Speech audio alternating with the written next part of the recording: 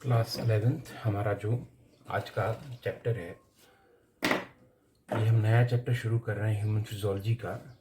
इसका नाम exchange of respiratory gases है। देखो, रेस्पिरेटरी गैसेस जो हैं, आज मैं आपको इस चैप्टर का इंट्रोडक्शन दूंगा।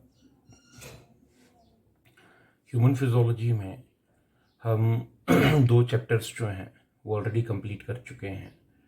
एक हमारा जो ब्लड सर्कुलेशन था वो, और एक जो एक्सक्रीशन जो है मेटाबॉलिक वेस्ट का, एक्सक्रीशन ऑफ मेटाबॉलिक वेस्ट वो। और ये जो थर्ड चैप्टर है, this is exchange of respiratory gases. Respiratory gases का एक्सचेंज जो है वो कैसे होगा। देखो, रेस्पिरेटरी गैसेस जो हैं वो ऑक्सीजन और कार्बन डाइऑक्साइड को कहते हैं, बिकॉज ऑक्सीजन ऐसी गैस है जो रेस्पिरेटरी सिस्टम में या कहीं के रेस्पिरेशन में इस्तेमाल होगी, और कार्बन डाइऑक्साइड एक ऐसी गैस है जो उस रेस्पिरेशन के प्रोसेस में पैदा होगी। एक यूज होती है, एक निकलती है रेस्पिरेशन में, इसीलिए O2 और CO2 दोनों को मिलाकर हम लोग रेस्पिरेटरी गैसेस का नाम जो है वो देते हैं। अब इन रेस्पिरेटरी गैसेस को हम ह्यूमन बीइंग्स की बॉडी के अंदर जो है वो एक्सचेंज होना है, मतलब ऑक्सीजन को बाहर एटमॉस्फेयर में से हमारी बॉडी के अंदर पहुंचना है, और कार्बन डाइऑक्साइड जो कि बॉडी के सेल के अंदर बनेगी उसे निकालकर बॉडी से बाहर जो है वो फेंकना है। जब तक हम लोग बॉडी के अंदर ऑक्सीजन भेजते रहेंगे और शरीर में बनने वाली कार्बन डाइऑक्साइड को निकालते रहेंगे, तब तक हमारी बॉडी के सेलों के अंदर रेस्पिरेशन का प्रोसेस जो है वो चलता रहेगा, और तभी तक हम लोगों को जिंदा रहने के लिए एनर्जी जो है वो मिलती रहेगी। रेस्पिरेशन होती क्या है, आप लोग 10th क्लास में भी इसके बारे में पढ़ चुके हैं कि रेस्पिरेशन किस चीज़ को कहा जाता है, रेस्पिरेशन किस प्रोसेस को कहा जाता है। रेस्पिरेशन क्या है? रेस्पिरेशन है biological oxidation of food inside body cells. Biological oxidation of food inside body cells is called respiration. Body के सेल्स के अंदर फूड की ऑक्सीडेशन जो हो रही है उसे हम रेस्पिरेशन का नाम देते हैं। इससे जिंदा रहने के लिए जो एनर्जी है वो लिबरेट होती है। कई बार लोग ब्रीथिंग जो है, सांस लेना और सांस छोड़ना जो है, उसे जो है वो रेस्पिरेशन मांग लेते हैं, बट बेसिकली ब्रीथिंग एक अलग चीज़ है और रेस्पिरेशन एक अलग चीज़ है। हाँ, ये बात अलग है कि रेस्पिरेशन अगर biological oxidation of food inside body cell है, तो ब्रीथिंग जो है वो क्या हो गई? ब्रीथिंग जो है that is exchange of respiratory gases. Respiratory gases का जो एक्सचेंज है, एक्सचेंज ऑफ रेस्पिरेटरी गैसेस जो है उसे ब्रीथिंग कहेंगे। O2 को बाहर से लेना और CO2 को एटमॉस्फेयर में छोड़ना, दैट इज ब्रीथिंग। तो ये दो अलग अलग प्रोसेसेस हैं। रेस्पिरेशन एक अलग प्रोसेस है, ब्रीथिंग एक अलग प्रोसेस है। हाँ, ये बात अलग है कि रेस्पिरेशन और ब्रीथिंग जो है इनमें एक गहरा रिलेशन है, गहरा संबंध है। अब वो क्या है? वो ये है कि जब तक इंसान ब्रीथिंग करता रहता है तभी तक उसकी बॉडी के सेल के अंदर जो है वो रेस्पिरेशन चलती रहती है। क्योंकि बॉडी के सेलों के अंदर रेस्पिरेशन चलती रहे, इसके लिए ज़रूरी है कि आप बाहर से लगातार ऑक्सीजन सेलों तक पहुंचाते रहें और लगातार सेलों में बनने वाली कार्बन डाइऑक्साइड को निकालते रहें। तो जब तक एक इंसान ब्रीथिंग करता रहेगा तभी तक उसकी बॉडी के सेल के अंदर जो है वो रेस्पिरेशन होती रहेगी। इसीलिए इस ब्रीथिंग पर डिपेंड है हमारी रेस्पिरेशन। अब यही वजह है, क्योंकि ब्रीथिंग पे रेस्पिरेशन डिपेंड है, इसीलिए जब किसी इंसान को हमें चेक करना पड़ता है कि उसकी बॉडी के सेलों के अंदर रेस्पिरेशन हो रही है या नहीं हो रही है, तो हम स्ट्रेट वे उसकी ब्रीथिंग चेक करेंगे। अगर वो ब्रीथ नहीं कर रहा है तो समझ लेना चाहिए कि बॉडी के सेल के अंदर रेस्पिरेशन भी नहीं हो रही हो, और अगर वो ब्रीथिंग कर रहा है तो समझना चाहिए बॉडी के सेल के अंदर रेस्पिरेशन हो रही है। अब यही वजह है कि हम लोग रेस्पिरेशन और ब्रीथिंग को इंटरचेंजेबली जो है वो इस्तेमाल करते रहते हैं।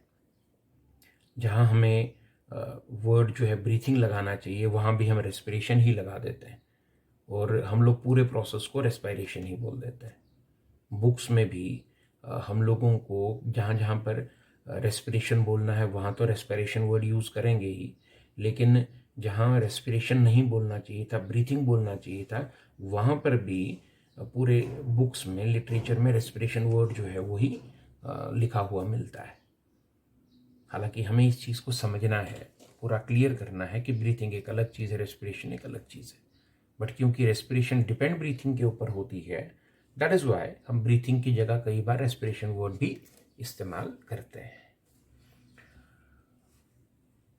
अभी जो रेस्पिरेशन है, oxidation of food inside body cells to release energy, generally living world में हम सब जानते हैं रेस्पिरेशन जो है 2 किस्म की होती है। ये हमने लोअर क्लासेस में भी पढ़ा हुआ है। एक को हम लोग एरोबिक रेस्पिरेशन कहते हैं और दूसरे को हम लोग एनएरोबिक रेस्पिरेशन कहते हैं।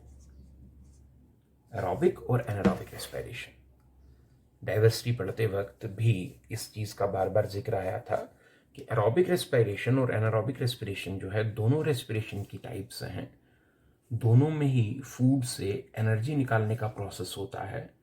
डिफरेंस ये है कि एरोबिक रेस्पिरेशन जो है वो in the presence of O2 यानी ऑक्सीजन होती है और एनारोबिक जो है वो in the absence of O2 यानी ऑक्सीजन की एब्सेंस में होती है।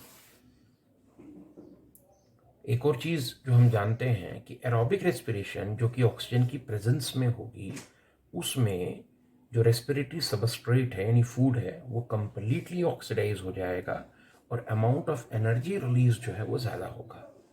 जबकि एनारोबिक रेस्पिरेशन में जो कि ऑक्सीजन की एब्सेंस में हो रही है, फूड ऑक्सीडाइज होगा, टूटेगा, एनर्जी निकलेगी, लेकिन अमाउंट ऑफ एनर्जी रिलीज कम होगा। वो इसलिए क्योंकि एनारोबिक रेस्पिरेशन में जब ऑक्सीजन का इस्तेमाल नहीं किया जाता है तो रेस्पिरेटरी सबस्ट्रेट जो है वो पूरी तरह से टूट नहीं पाता है और बीच में कुछ ऐसे इंटरमीडिएट प्रोडक्ट्स बच जाते हैं जिनमें कुछ एनर्जी जो है वो ट्रैप रह जाती है। जैसे लैक्टिक एसिड बच जाता है, ये जो है लैक्टिक एसिड के अलावा इथेनॉल बच जाता है। उस तरह के प्रोडक्ट्स इसमें बनते हैं जिनमें एनर्जी जो है वो वेस्ट हो जाती है। जबकि यहाँ रेस्पिरेटरी सबस्ट्रेट पूरी तरह से कार्बन डाइऑक्साइड और वाटर में टूट जाएगा और large amount of energy release हो जाएगी। यही वजह है कि एनारोबिक रेस्पिरेशन के मुकाबले में ज़्यादा एफिशिएंट और बढ़िया जो है वो एरोबिक रेस्पिरेशन को माना गया है। अब दुनिया में कुछ ऐसे ऑर्गेनिजम्स हैं जिनकी एनर्जी रिक्वायरमेंट बहुत कम है, जो थोड़ी सी एनर्जी मिल जाए तो उससे भी सर्वाइव कर सकते हैं। तो वो एनारोबिक रेस्पिरेशन के बूते, एनारोबिक रेस्पिरेशन की बदौलत अपना लाइफ जो है वो चला सकते हैं।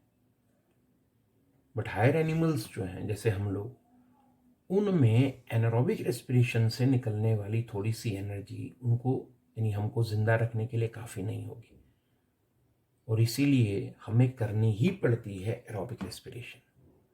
अब ऐसे ऑर्गेनिज्म जो खाली एनारोबिक रेस्पिरेशन करके सर्वाइव कर सकते हैं और उन्हें एरोबिक रेस्पिरेशन करने की ज़रूरत नहीं है, उन्हें हम एनारोब्स कहते हैं। लेकिन वो जिन्हें एरोबिक रेस्पिरेशन करनी है, खाली एनारोबिक रेस्पिरेशन की बदौलत वो सर्वाइव नहीं कर पाएंगे, उन्हें एरोब्स कहा जाता है। So we are aerobes. अब कई बार बच्चे क्वेश्चन पूछते हैं कि हम लोग एरोब हैं, एरोबिक रेस्पिरेशन करके सर्वाइव करेंगे, तो क्या हम में एनारोबिक रेस्पिरेशन नहीं हो सकती? हो सकती है। एनारोबिक रेस्पिरेशन हमारी बॉडी के सेलों में भी हो सकती है, बट एनारोबिक रेस्पिरेशन से निकलने वाली एनर्जी हम लोगों को जिंदा रखने के लिए काफ़ी नहीं है।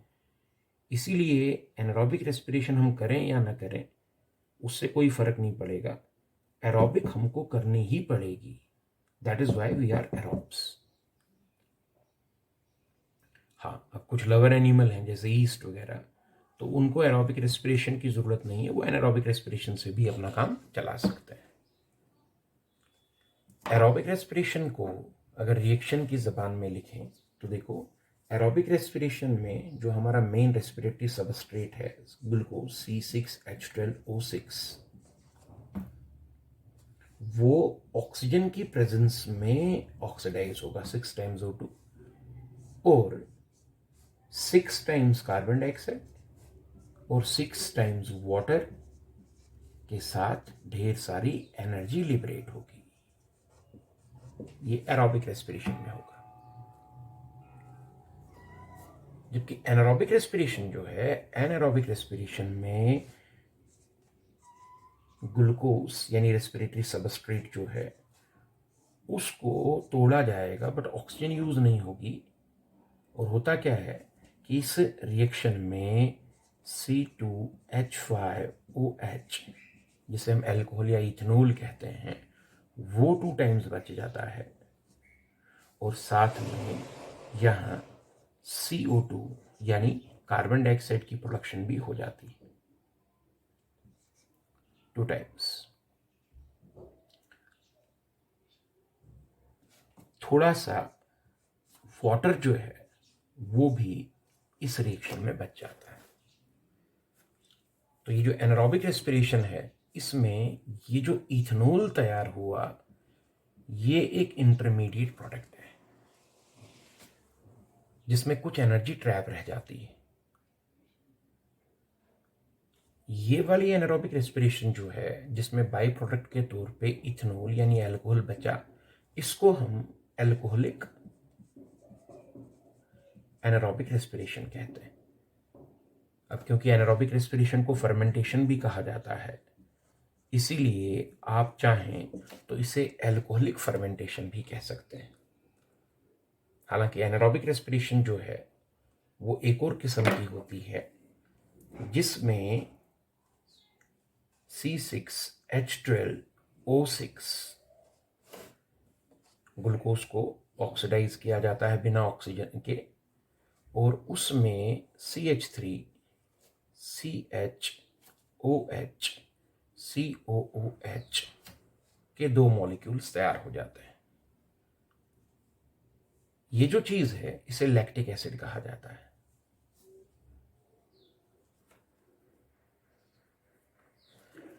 और इसमें, इस प्रोसेस में, इस लैक्टिक एसिड वाले प्रोसेस में थोड़ी सी एनर्जी इसमें भी रिलीज होती है। अब जैसे इस एनारोबिक रेस्पिरेशन में alcohol as a by product बच गया था, इस रिएक्शन में lactic acid as a by product बच गया है, तो उसे हम अल्कोहलिक फर्मेंटेशन कहते थे। इसे हम लोग एसिडिक फर्मेंटेशन के नाम से जानते हैं। इसका मतलब ये है कि एनारोबिक रेस्पिरेशन फर्दर 2 किस्म की हो सकती है, एक अल्कोहलिक और एक एसिडिक। रेस्पिरेशन की 2 टाइप्स हैं, एरोबिक, एनारोबिक। एरोबिक ऑक्सीजन की प्रेजेंस में होगी, रेस्पिरेटरी सबस्ट्रेट पूरी तरह से कार्बन डाइऑक्साइड वाटर में टूटेगा, कोई बाई प्रोडक्ट या इंटरमीडिएट प्रोडक्ट नहीं बनेगा, large amount of energy release होगा। एनारोबिक रेस्पिरेशन, जिसे फर्मेंटेशन भी कहते हैं, ऑक्सीजन की एब्सेंस में होगा, रेस्पिरेटरी सबस्ट्रेट पूरी तरह से कार्बन डाइऑक्साइड वाटर में नहीं टूटेगा, इंटरमीडिएट प्रोडक्ट्स तैयार होंगे, उनमें कुछ एनर्जी वेस्ट हो जाएगी, इसलिए अमाउंट ऑफ एनर्जी रिलीज्ड कम होगा। एनारोबिक रेस्पिरेशन यानी फर्मेंटेशन 2 किस्म की होती है, एक अल्कोहलिक और एक एसिडिक, डिपेंडिंग अपॉन कि पीछे जो इंटरमीडिएट प्रोडक्ट बच रहा है वो अल्कोहल बच रहा है या लैक्टिक एसिड बच रहा है।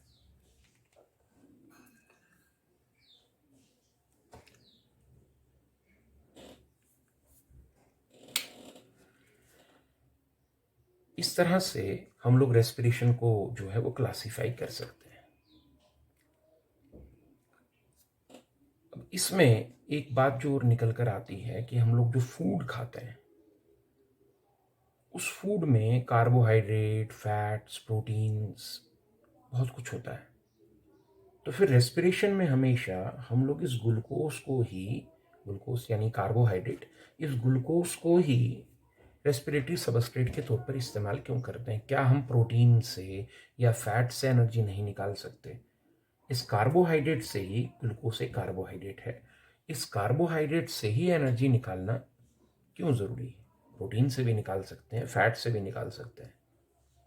देखो, फैट एक ऐसी चीज़ है जिसमें से एनर्जी जो है वो आपके इस कार्बोहाइड्रेट से दुगनी निकलेगी। प्रोटीन से भी एनर्जी निकल सकती है, इसके बावजूद हम लोग हमेशा कार्बोहाइड्रेट से ही एनर्जी जो है वो निकालने की कोशिश करते हैं। इसकी क्या वजह है? इसकी वजह बड़ी सिंपल सी है कि प्रोटीन्स जो हैं और फैट्स जो हैं, इनके बॉडी में और भी कई ज़रूरी काम होते हैं। जैसे प्रोटीन हमारा बिल्डिंग ब्लॉक है, इससे शरीर की फॉर्मेशन होती है, मसल, बोन, ब्लड वगैरह जो है उसका इम्पॉर्टेंट कंपोनेंट प्रोटीन है। सारे हार्मोन्स जो हैं वो प्रोटीन के बने हैं, सारे एंजाइम्स जो हैं वो प्रोटीन के बने हैं। तो प्रोटीन के शरीर में क्योंकि और भी कई ज़रूरी काम हैं, अगर हम प्रोटीन को ऑक्सीडाइज करके एनर्जी निकाल देंगे तो फिर उन कामों पर असर पड़ेगा। हमें प्रोटीन एनर्जी निकालने के काम के अलावा बाकी कामों के लिए चाहिए। फैट्स जो हैं वो बॉडी की इंसुलेशन है।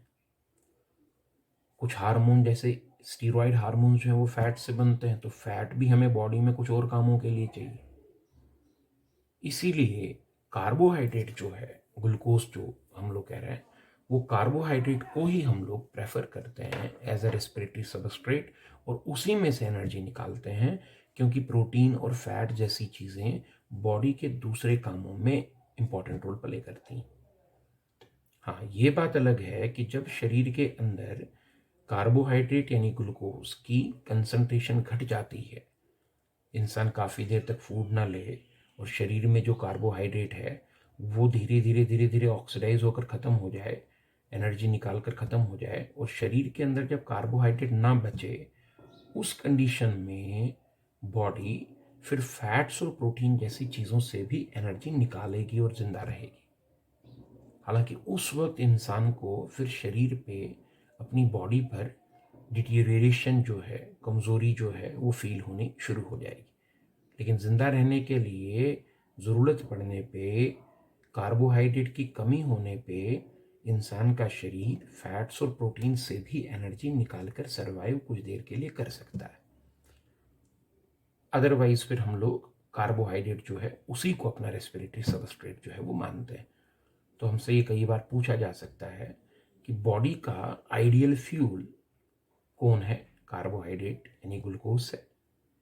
प्रोटीन और फैट्स से एनर्जी क्यों नहीं निकालेंगे? बिल्कुल निकाल सकते हैं, लेकिन अगर कार्बोहाइड्रेट की कमी हो तो। अदरवाइज कार्बोहाइड्रेट से ही एनर्जी निकालना अक्लमंदी। प्रोटीन और फैट्स से क्यों नहीं निकालेंगे? क्योंकि प्रोटीन और फैट्स जो हैं ये शरीर में दूसरे कामों के लिए रिक्वायर्ड होते हैं। क्या कभी प्रोटीन और फैट से एनर्जी निकालेंगे? बिल्कुल निकालेंगे। अगर कार्बोहाइड्रेट्स जो हैं वो ख़त्म हो जाएं तो ज़िंदा रहने के लिए प्रोटीन और फैट से भी एनर्जी निकालेंगे। उस वक्त शरीर को कुछ नुकसान और होगा, और ज़िंदा रहने के लिए ऐसा करना पड़ेगा। ये हम आज इसका पूरे चैप्टर का आपको इंट्रोडक्शन दे रहे हैं। रेस्पिरेशन क्या होती है, ब्रीथिंग से ये अलग क्यों है, रेस्पिरेशन में एरोबिक कौन सी है, एनारोबिक कौन सी है, एनारोबिक की फर्दर किस्में कौन सी हैं, रेस्पिरेटरी सबस्ट्रेट हमारा मेन कौन है। अब इंसान जो है, ह्यूमन बीइंग जो है, हायर एनिमल्स में आता है। बड़ी बॉडी है, एनर्जी रिक्वायरमेंट्स बहुत ज़्यादा हैं, सरवाइव करने के लिए ढेर सारी एनर्जी चाहिए, और इतनी एनर्जी एनारोबिक रेस्पिरेशन से नहीं मिलेगी। इसीलिए इंसानों को जिंदा रहने के लिए बॉडी के सेलों के अंदर करनी ही पड़ेगी एरोबिक रेस्पिरेशन। और एरोबिक रेस्पिरेशन तभी पॉसिबल होगी जब इंसान लगातार एनवायरनमेंट से लेता रहेगा क्या? ऑक्सीजन, और लगातार अपनी बॉडी के अंदर से बाहर रिलीज करता रहेगा क्या? Carbon dioxide. तो क्योंकि इंसान को सरवाइव करने के लिए एरोबिक रेस्पिरेशन करते रहना ज़रूरी है, और एरोबिक रेस्पिरेशन करते रहने के लिए बाहर से रेस्पिरेटरी गैसेस का एक्सचेंज होते रहना ज़रूरी है। इसीलिए जब तक हमारी ब्रीथिंग चल रही है तब तक हमारी एरोबिक रेस्पिरेशन चल रही है और तभी तक हम लोग जिंदा हैं। So we are aerobes. Question ये भी पैदा होता है कि क्या इंसानों की बॉडी के अंदर एनारोबिक रेस्पिरेशन नहीं हो पाएगी? होती है, हो सकती है। हमारी बॉडी के मसल के सेल एनारोबिक रेस्पिरेशन करते हैं, लैक्टिक एसिड वाली। तो फिर कब करते हैं? देखो, कभी कभी हम क्या करते हैं, अपने शरीर की मसल से बहुत ज़्यादा काम लेना शुरू करते हैं। जैसे कहीं दौड़ते भागते वक्त, चढ़ाई चढ़ते वक्त, जिम में एक्सरसाइज करते वक्त हम लोग जो है अपनी बॉडी के मसल से ज़रूरत से ज़्यादा काम जो है वो लेना शुरू करते हैं। इतना ज़्यादा काम लेना शुरू करते हैं कि जितनी हम लोग बाहर से ऑक्सीजन नहीं दे पाते। वैसे तो बॉडी के मसल्स के सेलों के अंदर एरोबिक रेस्पिरेशन हो रही है, हम बाहर से ऑक्सीजन दे रहे हैं, एरोबिक रेस्पिरेशन हो रही है, एनर्जी निकल रही है। लेकिन अगर आपने उस मसल के सेल से काम जो है इतना ज़्यादा लेना शुरू कर दिया कि जितना आप बाहर से ऑक्सीजन मसल के सेल को नहीं दे पा रहे हैं, तो उस कंडीशन में आपकी बॉडी का मसल सेल एरोबिक रेस्पिरेशन के साथ साथ एनारोबिक रेस्पिरेशन भी शुरू कर देता है, लैक्टिक एसिड वाली। उसका नतीजा ये होता है कि काम तो चलता रहता है, लेकिन बॉडी के सेलों में, मसल के सेलों में लैक्टिक एसिड जमा होता रहता है। और वो लैक्टिक एसिड वहाँ जब जमा हो जाएगा तो वो पेन का कॉज बनता है। इसी को मसल फटीगनेस कहते हैं। आगे जाकर जब तक इस मसल के अंदर जमा लैक्टिक एसिड को फिर निकाल कर हमारे लीवर में ले जाकर वहाँ उस लैक्टिक एसिड को ख़त्म नहीं किया जाता, तब तक मसल के अंदर जमा ये लैक्टिक एसिड जो है पेन का कॉज बनता है। इसे हम लोग मसल फटीगनेस या कभी कभी ऑक्सीजन डेब्ट के नाम से भी जानते हैं। उधार चढ़ गया है। जैसे किसी दुकानदार से सामान खरीदना है, हमने उसे 10 रुपये दिए, 10 रुपये का सामान लिया, फिर 10 रुपये दिए, 10 रुपये का सामान लिया, तो काम चल रहा है। ऐसे हम बॉडी को ऑक्सीजन दे रहे हैं, एनर्जी ले रहे हैं, ऑक्सीजन दे रहे हैं, एनर्जी ले रहे हैं।